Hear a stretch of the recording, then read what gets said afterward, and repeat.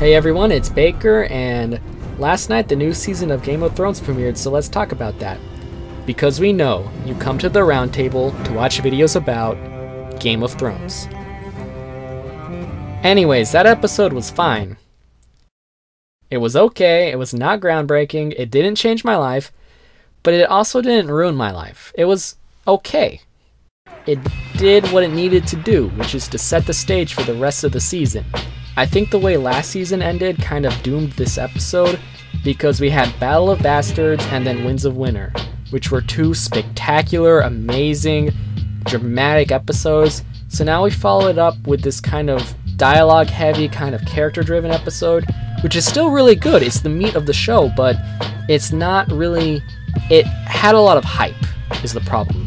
It's a new season which premiered later than last season did, so you had all this hype and it didn't really live up to it.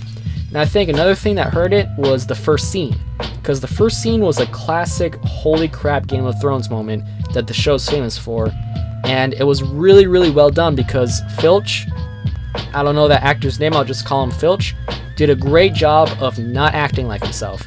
So then when Arya took the mask off, it was like, oh, I saw that coming, but it's also amazing. Other than that, though, the episode was slow. I think my big problem with it was Sam. I do not like Sam. Sam is not my favorite character. He's uninteresting, he's kind of timid and passive. This is all in my opinion. He's very dependent on this relationship with Gilly that I just never gave a crap about. And even when he was with Jon, I just always kind of was like, when's the next scene? And this episode was no exception. It started off by showing the monotony of Sam's new life. It reminded me a lot of Nacho Libre in some weird way, and also Harry Potter because of the restricted section of the library. Other than that, I mean, it was boring. What frustrated me was that the big revelation was that there's dragonglass on Dragonstone. When Stannis told you that, and you acknowledge that, and it's like, why is this important now and not before? I guess he didn't count on there being a whole mountain of dragonglass there, he just thought there was some. But this just feels like more disrespect towards Stannis, which I take personally because I was a big Stannis guy until he burned his daughter to death. Now I'm just slightly a bit of a Stannis guy. There was Jorah though. That's pretty interesting. I wonder what'll happen to him. Another character that this episode focuses on is my favorite character, the Hound. He's my favorite because he goes through the strongest moral development, which is a big focus of this episode. He was aligned with the clearest villains at the time, and never really had a reason to believe that there was any force out there punishing people for bad deeds. But now he's dealing with the guilt of the bad things that he's done before, like robbing that guy and leaving him to die with his daughter. And he's also with this guy Beric Dondarrion, who keeps getting brought back to life by some force for some really weird and indecipherable reason. It leaves the Hound confused and frustrated, but then he looks into the fire, which used to be the thing that made him weaker, and he's given like a baseline for how he's going to act now, and that's to value life, I think, because his enemy is the army of the dead. And it kind of calls back to when Syrio Forel said the only god was death.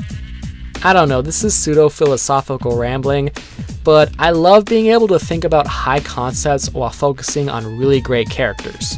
And the other character that had really interesting moments this episode was Sansa, because a lot of us predicted that her and Jon would clash, but Sansa never really had the credibility of a leader until now when she clashed with Jon in the whole meeting about the Karstarks and the Umbers. Because there we saw her making stands, making ethical stands, and providing really good reasoning, and everyone was receptive to it.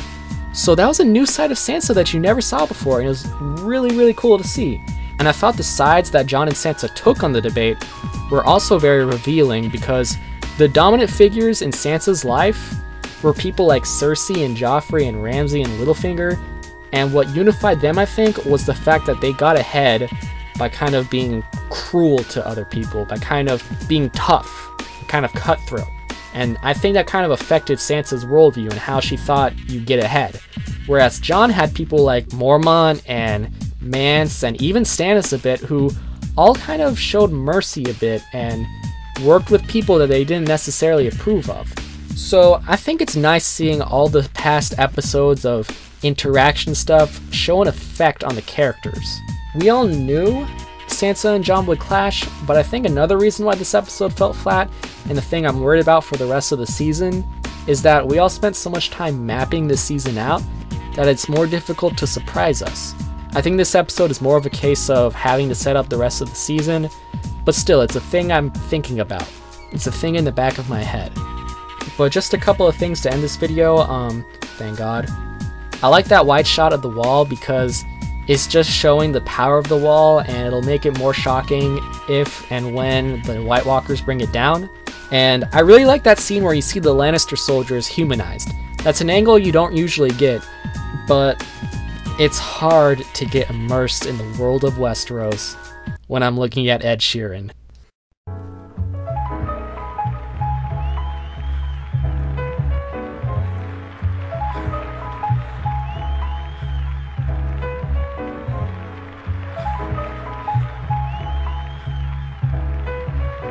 This video has been powered by Patreon. If you want to give us some more support, head to patreon.com/roundtablevids, become a patron, and get some awesome perks. Thanks for watching another video on the Roundtable. If you want to get more involved with our community and watch videos from Let's Talk with Tom, Voxbox, and more, click the video right here. Or if you want to get some more of the animation goodness, watch some Crystal Clear or Meeting Monday, click the video right here. And please, don't forget to subscribe.